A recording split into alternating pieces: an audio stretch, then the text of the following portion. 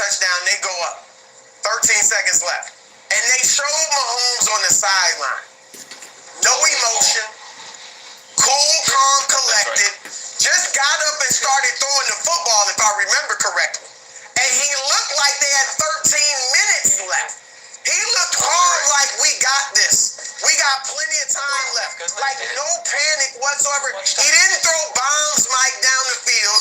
He threw the two short, or not short, but two passes they needed to get into field goal range. So I think Mahomes, to your point, Nick, just showed tremendous poise in that moment. But McDermott thought it was over. That's my feeling. They take up time on the clock. So he could have done that, Nick, and not risk the squib kick. But here's what stuck out to me, Mike. When I saw after Josh Allen throws that touchdown, they go up. 13 seconds left. And they showed Mahomes on the sideline. No emotion. Cool, calm, collected. Just got up and started throwing the football, if I remember correctly. And he looked like they had 13 minutes left. He looked hard like we got this. We got plenty of time left. Like no panic whatsoever. He didn't throw bombs, Mike, down the field. He threw the two short, or not short, but two passes they needed to get into field goal range. So I think Mahomes, to your point, Nick, just showed tremendous poise in that moment. But McDermott thought it was over. That's my feeling. They take up time on the clock. So he could have done that, Nick, and not risk the squib kick. But here's what stuck out to me, Mike. When I saw after Josh Allen throws that touchdown, they go up. 13 seconds left. And they showed Mahomes on the sideline. No emotion. Cool, calm, collected. Just got up and started throwing the football, if I remember correctly. And he looked like they had 13 minutes left. He looked hard like we got this. We got plenty of time left. Like no panic whatsoever. He didn't throw bombs, Mike, down the field. He threw the two short, or not short, but two passes they needed to get into field goal range. So I think Mahomes, to your point, Nick, just showed tremendous poise in that moment. But McDermott thought it was over. That's my feeling. They take up time on the clock. So he could have done that, Nick, and not risk the squib kick. But here's what stuck out to me, Mike. When I saw after Josh Allen throws that touchdown, they go up. 13 seconds left. And they showed Mahomes on the sideline. No emotion. Cool, calm, collected. Just got up and started throwing the football, if I remember correctly. And he looked like they had 13 minutes left. He looked hard like we got this. We got plenty of time left. Like no panic whatsoever. He didn't throw bombs, Mike, down the field. He threw the two short. Good morning, humans. What's up, sis? I've been out on the road doing this thing with this trucking. But good morning, humans. Good morning, sis. Hope you good. Hey, people, I'm gonna tell you guys something. I'm gonna tell you guys something. Last night I watched this game. What's going on, Adam? What's going on, homie man person? I'm gonna tell you guys something. Last night I watched this game. And the game, of course, I'm talking about the Chiefs and the Rams. And I remember that part where Chris Broussard was talking about. That's why I recorded it. And I remember listening to, or I remember that part. And I remember because every time for show purposes in camera, they show the opposing team's quarterback when a play is made that's going to put their win in doubt. And last night when I seen Patrick Mahomes just sitting there, like Chris Broussard said, no emotion, and he gets up and starts throwing the ball, honestly, I said to myself at that time, holy shit, really? The fuck you gonna do, man? It's over, dog. No, it wasn't.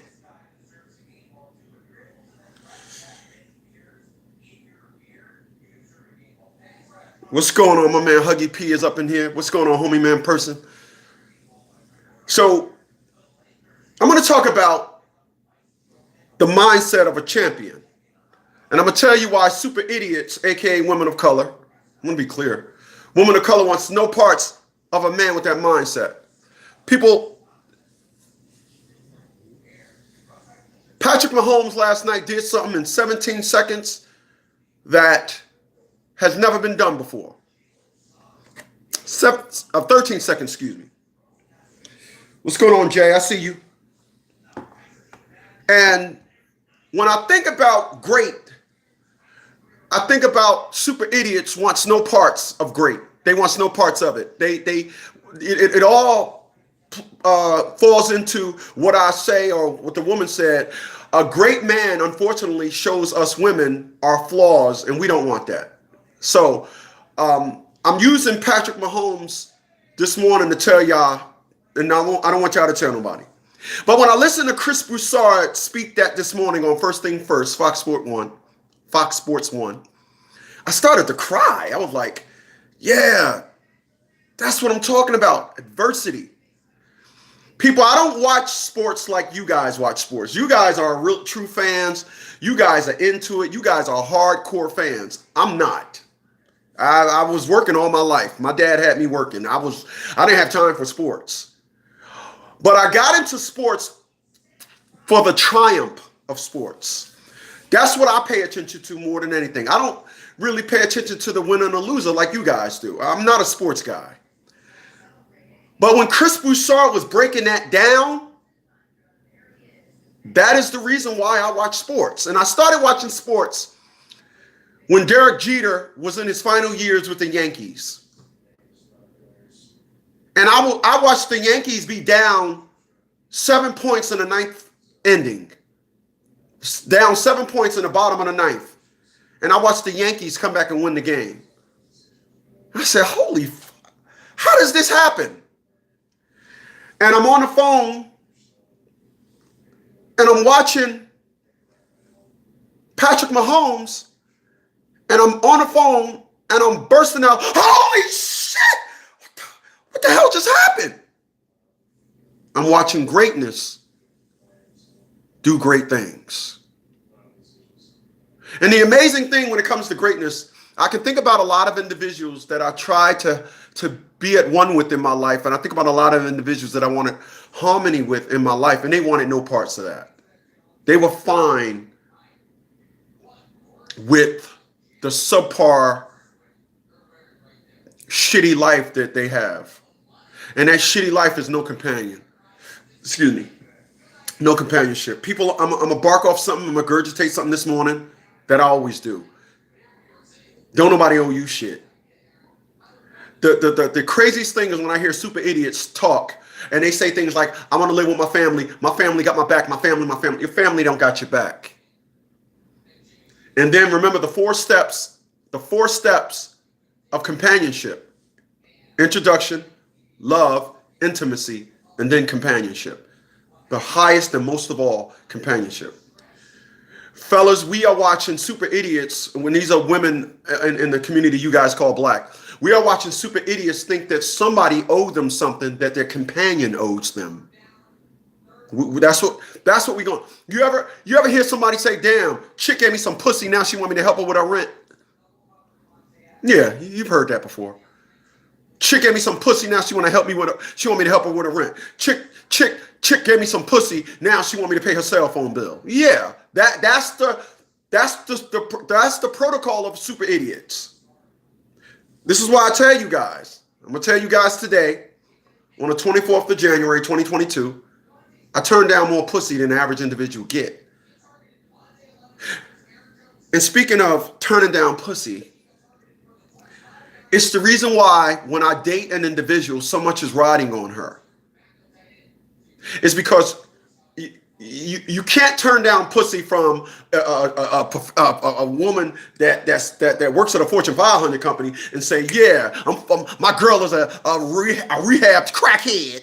Like, damn, you can't. That's not no. You gotta, when you turn down, listen.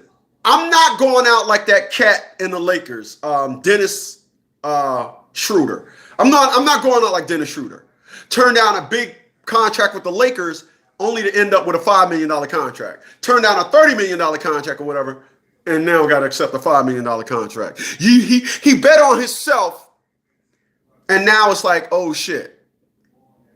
So what I'm basically saying to you guys is, I cannot keep turning down women and then say I'm married and not be like, yeah, you know, and then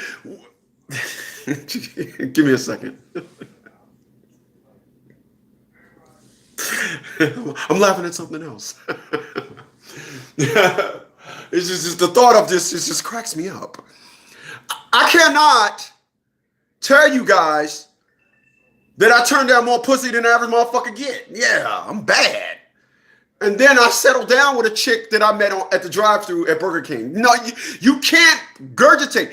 You can't bark off. When I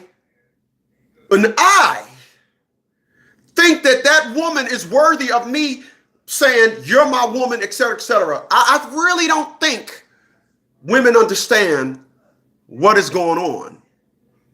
And then, as sure as the sky is blue,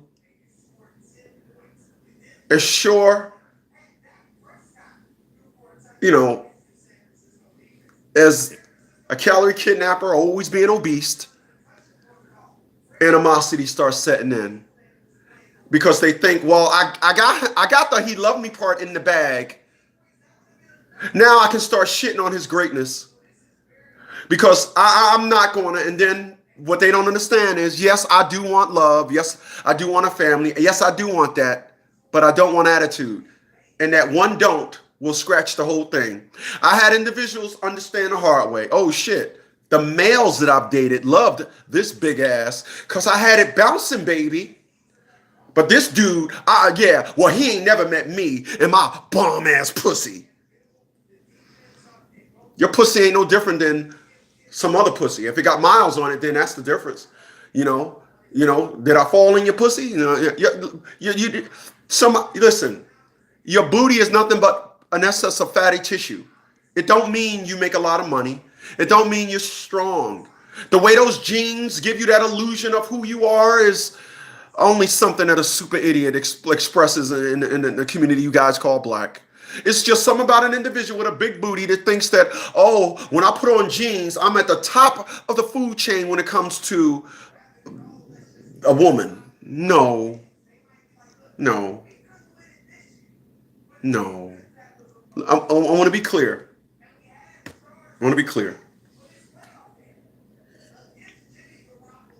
People, I'm 53 years old. And let me just tell you something in parallel. When you're 50, here's what white people want at 50. White people want to at least have taken a severance, a buyout, or retired from one job by the time they're 50. And then when they turn 50, they want to be off to another career.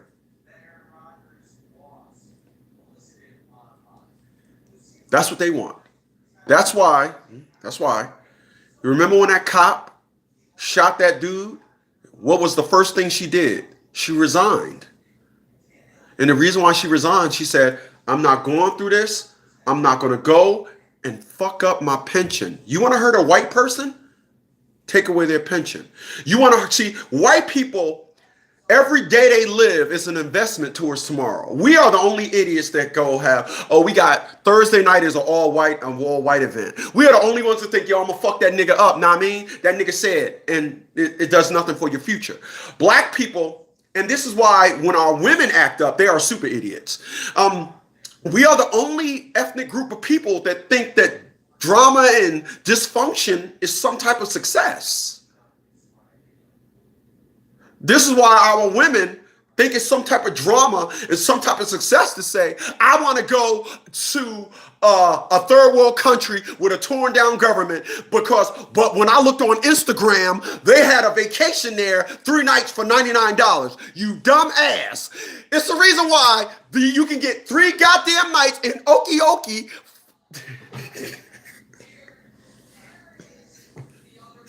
Time out. I cracked myself up. It's the reason why you can get a 3-night stay in Okie Dokie for $99. And I assure you, I want no parts of that. But the reason that these super idiots flock towards these super idiots flock towards these Instagram floofs because it puts a vacation under their belt. If you want to impress me, bitch, go to Paris. If you want to impress me, don't talk to me about these old dumbass vacations. Take your ass to Paris for 2 weeks.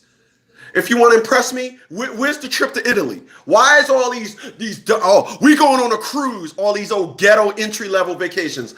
Oh, don't get me started. I'm sorry, I'm getting off track. What are you going to do?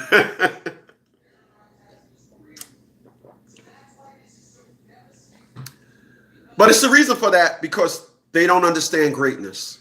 They just think that that's what great is. And then girl, I'm going to have him do this. Girl, we going. And girl, he coming with me. No, the fuck I ain't. I don't do third world countries. I've been in the military, dumbass. Do you really think I want to go somewhere where there's a broken down government? Do you think I want to do some shit like that? No. The only Mexico I'm going to is New Mexico. Right next to Utah. Whatever fucking next to Nevada. I'll go there. I'm not going to, you will not catch my ass. And I want to be clear, I wrote a paper about it in high school. And my teacher's jaw dropped. She said, what did you learn about this? I said, my favorite TV show was 2020 with Hugh Downs and Barbara Walters. That was my favorite TV show when I was a little children. But you guys don't want to hear that. I'm getting off track. I'm sorry. Super idiots don't want no parts of a Patrick Mahomes mindset. They want no parts of that. They want no parts of that. People, what we seen last night when Chris Broussard was talking about how Patrick Mahomes was just on the sideline throwing a ball, I was like, holy shit. When he was talking about it this morning, I said he is absolutely right. He's right.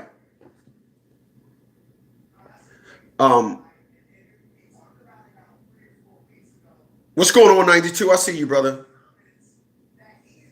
What's going on? My man Frog is up in here. I see you. I see you. And so when we talk about and we think about the greatness, it's the mindset. Now, listen. Patrick Mahomes had his father in his life that groomed him to be the individual he is.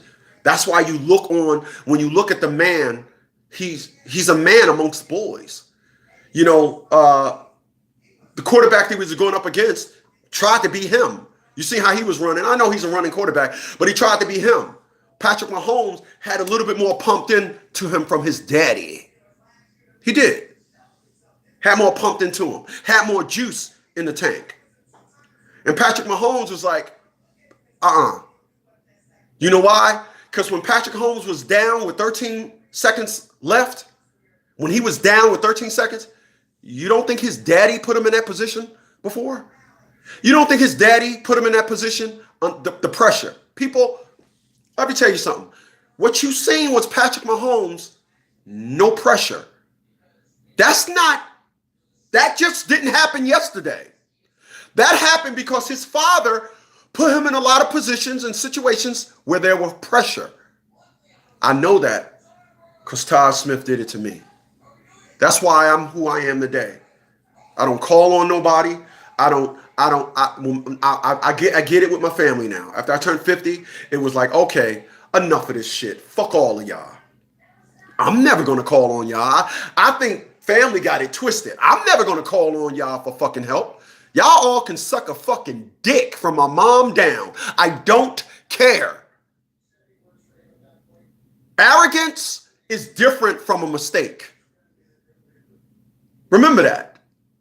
When somebody makes a mistake, and I want to be clear, a lot of you individuals dealt with individuals, you probably listened to me, and I probably lowered your tolerance on dealing with a stupid idiot and her fucking attitude. But I always told y'all, I did it over on the Christopher Smith show. I said, apologies don't mean nothing. And an apology definitely don't mean nothing if a fucking idiot does the same thing again. A person will show you how much they are sorry about something when they apologize for it once and don't ever do it again. You'll never get that with a super fucking idiot. A super idiot, where you say, hey, listen, I don't do attitude. They'll get an attitude. They'll say, I'm sorry. I dated this girl one time. She was from Peru. No, she was from Honduras. I dated this chick from Honduras. The first time she did it, I called her out on it. She said, it was a pause. Oh, I'm sorry. All the rest of the times I called her out on it, she wanted to justify it. Then when we finally broke up, she was like, you know, the only thing you can remember about me is my attitude. I said, the funny thing is, you're telling me the only thing I can remember is your attitude, but before you said you didn't have one. Now it's over. Now you're telling me the only thing I can remember about you is your attitude, when before you said you didn't have one. So now you have an attitude? Super fucking idiots. It's the reason why I call them super fucking idiots. They want no part of greatness. None. They will argue you down. They will try to think, oh, you think you smart. So you know what? I'm not going to ever agree with you to justify the thoughts that you think you are. But then they can turn around and cock their legs open to a dumb motherfucker who showed them they dumb based on a position in their life. Super idiots. Super idiots. They want nothing, and I mean nothing to do with greatness. And what you seen in Patrick Mahomes last night was greatness. Oh my God. Really? Let me see. Oh, I can't do that.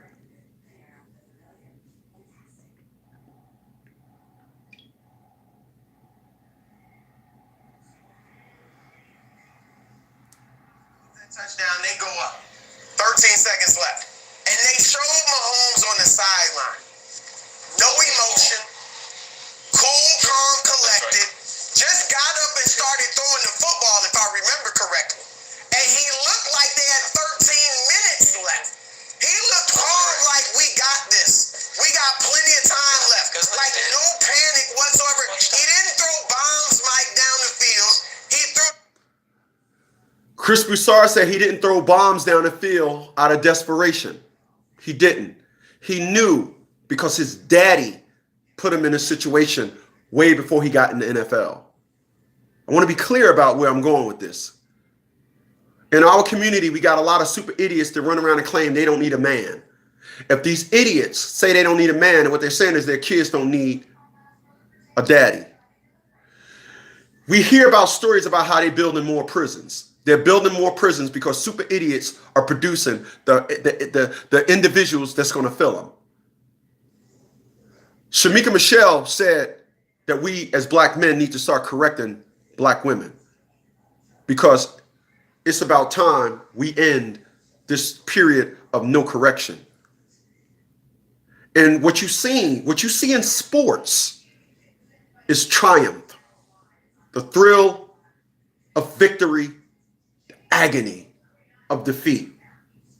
And the one thing I will never, ever understand, I have never talked to a woman that will look back on all the mistakes she made and look at them as defeat. She will always deflect and blame it on a man. I can tell you guys something. It feels good to be on the phone with a woman that goes to therapy. I went to therapy last year. But if you guys are in a relationship with a woman and they never been to therapy, get out of that relationship. I'm gonna tell you right now, it's worth. And please do not accept I'm praying on it. Don't accept that. Please don't accept I'm praying on it. Don't accept I'm putting it in God's hands. That is the super idiot's anthem of garbage therapy. They need to take their ass to therapy and they need to talk out their issues and their ears need to hear what they're saying. In your mind, it's different when your ears hear it. It's different. Appreciate those thumbs up. Stop fucking with me. Stop being a fucking with me here. Know that. Don't allow an individual to sit down there and constantly keep telling you they're okay. Don't. When you guys navigate yourself through life,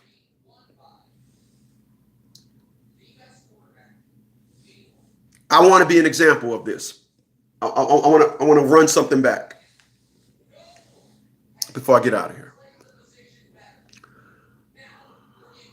I met this woman in September,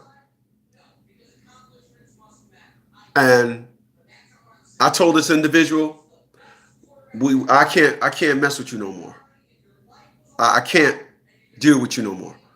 I don't even want to mess around and get you pregnant. I ain't fucking with you no more. That individual, and then if you guys was here, I told that woman a couple of weeks ago, all right, I will never ever try to have an intellectual conversation with you. All our conversations will be based on dumb shit. How many fries do you think you get when you buy a small fry from McDonald's? No, for real, how many? I will call her up. I can send y'all my thread of text messages when I text her. I texted her the Lyft logo yesterday, a couple of days ago, and I said, when you need one, Lyft. Then she texted me yesterday, it's snowing. I want to go skiing when I get back. No, not doing nothing with you. Individuals just don't get it. Don't get it. But these individuals got to understand. They got to understand. I said earlier, I can't keep telling individuals, I don't want to be interested. I don't want to be interested. And then when a woman come into my life that we can have conversations, I know where all of her talk is coming from, is willing to listen to criticism. I told the individual one time, you're a single child. You're an only child. So your social skills are in the basement. That's why you act. That's why you talk the way you do. You tell somebody else that this is why you are this and that. No, you got a negative attitude. No, I don't. Well, you fuck with no good niggas. What do you think? You got happiness from the motherfuckers? You did nothing but fuck with no good ass men, and you think you got harmony from the motherfuckers? That's what individuals don't understand. If a person lived their entire life partying, if they lived their entire childhood life partying, don't you think that person is going to wonder why, when they get in their 20s, why is everybody going to work? Have a good day, y'all.